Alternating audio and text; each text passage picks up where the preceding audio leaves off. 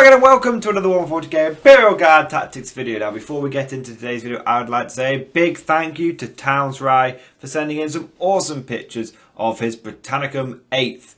I absolutely love this army. The head swaps on the infantry and the amazing conversions on the Leman Russ with the extra side armour, the plasma sponsons that are in the front and the heavy bolt on the side of the turret. I just think it looks absolutely fantastic. So thank you for sending these pictures in. They look amazing.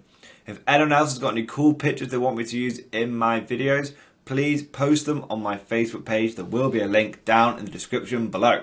So without further ado, let's get into today's video. What I want to do, guys, is have an analysis of the Guard in 9th edition. But Mordian Glory, it's not every video you do some form of analysis of the Guard in 9th edition. Shut up, alright? No, what I'm talking about, guys, is just a general overview, not a specific tactic. Sometimes we can get bogged down in the details on what's important, which I know we all love doing that because we're Warhammer players and even more so we're Guard players, right? We love them details. But let's take a step back. It's always important to see the bigger picture. Where are we in 9th edition as a faction? And also, more importantly, where are we now in comparison to where we thought we were going to be at the beginning of 9th? How are things playing out after a few months of this mad sleigh ride that we call 9th edition? Right, so first thing that I want to do is take a look at when 9th first dropped. What were people thinking were going to be the strong bits about Guard, and then what has actually turned out? You know, are those expectations correct or are they wrong? So first thing that I want to say is I think a lot of people thought that Imperial Guard vehicles were back on the menu. There's a lot of stuff that was coming out from Games Workshop, even some of their initial promotional material about vehicles are back, baby. And, you know, we've got some previews about, oh yeah, so you can move and shoot your vehicles and they're not much of a problem anymore. And you have these things called blast weapons, which are really good at being able to dominate big blobs of infantry. And suddenly it looked like, you know, the time of the Orc is over. The time of the Leman Russ is nigh. You know, so it looked like that was what was going to happen. That was one of the biggest things that, you know, a lot of Guard players said. And a lot of people who I would say, trying to be diplomatic about it, who maybe were part-time Guard players, or people who played them in a cursory manner, or, yeah, not full-time dedicated Guard players, on some very big YouTube channels and in some very big forums as well, were saying like, oh yeah, you want your dedicated transports for your Guard. They're so important. You want your Leman Russes. They're so important. And yet, they were saying these things, but time and time again, we would see these vehicle-heavy Guard lists get smashed. Utterly. They wouldn't even do a huge amount of damage. They'd look like on paper they were going to be absolute damage-dealing powerhouses. But they just never seemed to do that much damage, and they always seemed to be getting outscored. And so, I think one of the biggest things that one of the biggest myths, you know what, I would say quickly got dispelled. I think for some of us it quickly got dispelled. I think for others it's still one of the biggest myths out there about Guard in 9th edition, which is it's the age of the Guard tank. I just think that's totally wrong. I think that was one of the things that we thought was going to be the case and turned out to just be wrong. Okay, and we'll get into that in a little bit more. Second thing I want to say, which kind of mirrors the first thing, is I personally was very worried at the beginning of 9th because it looked like infantry were going down the shitter. It looked like they were going to go to the big army list in the sky. You know, it just looked like we weren't going to be seeing infantry heavy lists for a while. Yet, when we've been playing a few of these games, I say we, I mean we as the Guard community, and when I personally have been playing more and more games, I was finding that outside of things like tank commanders and maybe some, you know, conquerors and stuff, but outside of the staple Guard units, which I'd always thought were good, I wasn't seeing this massive increase in power from these vehicles. Well, it was nice to be able to move and not have the -1, but typically that only affected my sponsor weapons, and the main reason you take Leman Russ is for the big old boom boom cannon, whatever one that is, whether it's a plasma boom boom or a demartial boom boom or a battle boom boom. Doesn't really matter, right? So, yeah, that was interesting. And then there was this whole thing about you could shoot into combat with vehicles, but then what I found was that nearly all my vehicle weapons, the good ones, right, were blast. You know, the battle cannon, blast. The demolisher cannon, blast. The plasma cannon, blast. So suddenly I was like, well, hang on, I'm actually not running my vehicles any differently than how I was doing an 8th. If they get tagged, they're screwed. Are they any more durable? No, they're still suffering from that lethality increase that we're seeing. So what I would say is those are our expectations at the beginning of 9th. Where we are now is almost like a total mirror match. It's a total flip.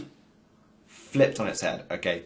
I would argue now the strongest Imperial Guard armies that you can turn up with are extremely heavy infantry-based armies.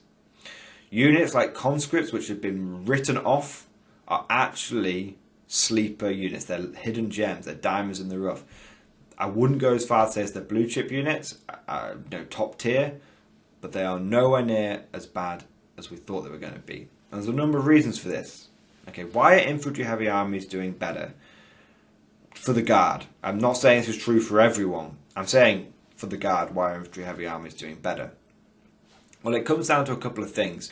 Firstly, we've already touched upon it, so I won't go into too much detail, but we're talking about the lethality increase, which is basically where everything is dying so much easier. At the beginning of 9th, Eradicators were a really good example of this. They're still very powerful. And at the beginning of 9th, you know, we had these units that were coming out that could just delete Russes, and Marines were getting very, very powerful. Marines were in the ascendancy in terms of the new. But the point is that the old Lehman Russ wasn't doing what it needed to do, and so what we were finding was for every Lehman Russ you can take, you could turn up with 30 infantry, not 40, not 50, 30 infantry fully decked out. Or you could take one bare bones Russ, which was the equivalent of about 30 basic infantry. One Russ with the sponsons would get you 30 infantry with plenty of upgrades. And what we were finding is that those 30 infantry were more survivable than that Lehman Russ, because it literally came down to number of wounds. Number of wounds is 30 wounds versus 12 wounds. That's all it really came down to. And I would say this is still true in 9th edition. So that's the first thing that put infantry forward, put a step forward for infantry. The second foot forward they were able to do is everyone was shitting themselves, absolutely pooping their pants over blast weapons. So no one, and this is still true, no one likes taking units outside of a few exceptions. The vast majority of armies, if they can take a 5-man squad, will take a 5-man squad. That's the meta. That's still the meta. That's even when you've got super tough units like Beasts of Nurgle, Nurgling, stuff like that. People are still wanting to turn up and take these in units of 5, or no greater than these tough things. No one wants to take them in greater than units of 5. You will find it if someone really wants to max them out. They will do it. There's always exceptions that prove the rule. But the point is that at the beginning of 9th, everyone was crapping themselves over blast. So everyone subconsciously decided they weren't going to take units more than 5, which meant that everyone was like, well, there's no point in no one's taking units more than 5, so there's no point in turning up with blast. So these anti-infantry killers, no one's taking them, or no one was taking them. So that's kind of why things flipped on their head. And then sort of the third thing, I did say a couple, but I can't count. The third thing I'd say is that when we all started seeing the missions, and it became very clear that 9th edition is all about the objectives. There are entire army builds out there which do not require to kill a single model and to still get an easy victory. And I think the first thing that the sort of first meta shift in 9th, both not just for Guard but for many people, was this move away from pure destructive power and a move towards durability. Okay, and there are armies which can do both, don't get me wrong, but we're talking in generalizations here.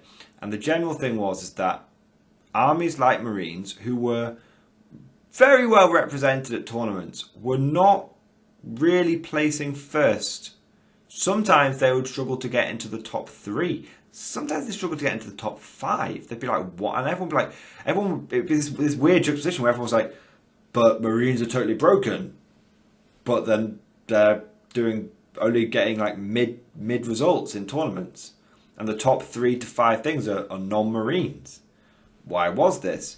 Because durability, point for point durability, efficiency, people were realizing it was all about how tough you were, because 9th edition is an objective based game. And so everyone started looking at guardsmen and going, well, not everyone, but I started looking at guardsmen and saying, you know what, these guys are the most point efficient model we've got. They're really good and they're objective secured. I can take loads of them. Even with the points increase, I can take loads of them. I'm just not taking all the crap that I was taking before, like special weapon squads that I didn't really need. I've just trimmed out all the nice to have units. And that's essentially where, for me personally, I realised a couple of months into 9th, and I mentioned it a few times in videos, I was like, I think conscript's still good. I think infantry's still really good. I've gone out there and I've played enough games now before the second UK lockdown. And one thing I have learned is that infantry heavy armies are actually really good in 9th edition. Are they broken? No. No. I don't want the Games Workshop employee that spies on this channel and then quickly makes edits to the codex and FAQs just to spite me and make me cry. Just understand, Mr. Spy, Games Workshop employee, that infantry armies are not broken in any way, shape or form. What is good about infantry guard armies is that we're kind of back in a 7th ed situation where if we want a fighting chance, infantry heavy armies give us that fighting chance. But they're not broken. They're not going to win any. They're not going to. Well, you know what? They're not good. They're very powerful. They're powerful and they're competitive, but they're not broken. And I think that they just play to the strengths of 9th edition. And so we've talked about where we thought we were going to be. We've kind of talked about how our expectations were subverted. Let's sort of wrap this up with where are we now? Okay, let's Mordian Glory waffle. Where are we now? Which is pure infantry armies are probably the most competitive choice. You know, I'm not even going to say probably. I'm going out there, guys. Pure infantry armies are the most competitive option the Imperial Guard has available to them. And you are starting to see people wake up to this fact. I regularly browse multiple forums, keep my finger on the pulse. On some of the more competitively focused ones, I am seeing on a regular basis now someone posting, am I mad to do this pure infantry Imperial Guard idea? And at first people were like, no, you are mad. And then now people are like, actually, that's really good at objectives. And so people are starting to wake up to it. That guard infantry armies are really, really good. Because whilst we get kind of hurt by the blast rule, where people get like a minimum of 3 shots against us, we're not totally hurt by it, by people getting maximum shots against us. So, and that's one of the stronger things about the infantry squad. It's big enough and cheap enough where you can use them to swarm objectives, but they're not so big that they get crushed by too many of the new anti-infantry rules that make up 9th edition, if you even face them. I really don't see a lot of people taking blast weapons anymore. They do, even things like the Thunderfire Cannon, the Whirlwind Scorpius, all these things, they've gone the way of the dodo now. They're not as good as they were. People are relying on, well, with Marines still shaping the meta, with people still going for these hyper durable units that can withstand a lot of weight of fire, people are still going for the whole go big or go home weapons when they're taking their competitive lists. And Imperial Guard, I would say, are in an anti-meta position now. We're not meta. Meta is hyper durable elite infantry. Okay, not vehicles, hyper durable elite infantry. And people come to beat that. The Imperial Guard turn up, the pure infantry army, and the opponents are like, oh, well, I'm really good at killing a certain type of infantry, but not light infantry. The problem with I would say with the current IG position is that it's a bit fragile. If Imperial Guard Horde armies start turning up more and more and doing better and better in tournaments, we are starting to see them place fairly regularly in the top half of many events that they're turning up to, whereas Imperial Guard traditional armies they're down the toilet basically. The meta will probably shift. Will it shift so much to become an anti-Imperial Guard meta? We'll have to see. We will have to see. I think a lot of people are still looking for damage 2 weapons though, and most damage 2 weapons tend to have a lower rate of fire. It's not always the case, but they tend to have a lower rate of fire. So what am I doing as an Imperial Guard commander? Well, I'm an infantry commander through and through. I'm feverishly painting up as many infantry monsters as I can, because what I hope to do is when the next UK lockdown ends, and hopefully we will be able to reopen and go to some more tournaments again, I want to be able to turn up those tournaments with an efficient Imperial Guard infantry army. I'm in this crucial phase at the moment where I have enough infantry painted, but I've got all these wacky weird loadouts because I was doing the Great Mordian Restoration project. But that's where I am now, and that's where I think a lot of Imperial Guard players should be, which is you want to be taking infantry heavy. Pure infantry if you can do it. I have covered this extensively on this channel over the years, so I don't want to labour the point too much, but I think what I will do for next week is a refresher video. It'll just be a quick refresher video on how to effectively run an Imperial Guard competitive infantry army, because it is very different. And when you turn up to a battlefield and you haven't got any tank commanders and you suddenly feel like you can't do any damage, it can be a bit weird for a lot of enemies. A lot of Imperial Guard players. But I'll do a couple of videos explaining how to run the army effectively. But there we go, guys. What do you think? Am I out of touch? Do you think I'm bang on? Let me know what you think down in the comment section below. I would definitely argue that Imperial Guard infantry armies are strong. I definitely think that we're in an anti-meta position. And I think it's interesting how things have changed over the last 6 months and where we are and where we thought we'd be. But let me know what you think down in the comment section below. Maybe I'm wrong. I know a lot of people think Marines still have a great ability to remove hordes in general. Well, Marines are Marines, but I think after the last Codex, people are looking at ATV bikes, but they're looking at the multi-melter version. Do you see what I mean? So I think there are some. I think there are some options out there that can deal with the Guard infantry army, but I think by and large it's our best bet. It is our best bet. So what I'm going to do for next week, this is a little teaser video. What I'm going to do next week is I'm probably going to do a couple of videos, three videos overall, maybe a Mordian Mondays and 2 to 3 tactical videos on how to run a Guard infantry army, in 9th. What are the strengths of it in 9th? Let me know what you think down in the comment section below. Thank you for watching, and of course, I'll see you guys next time.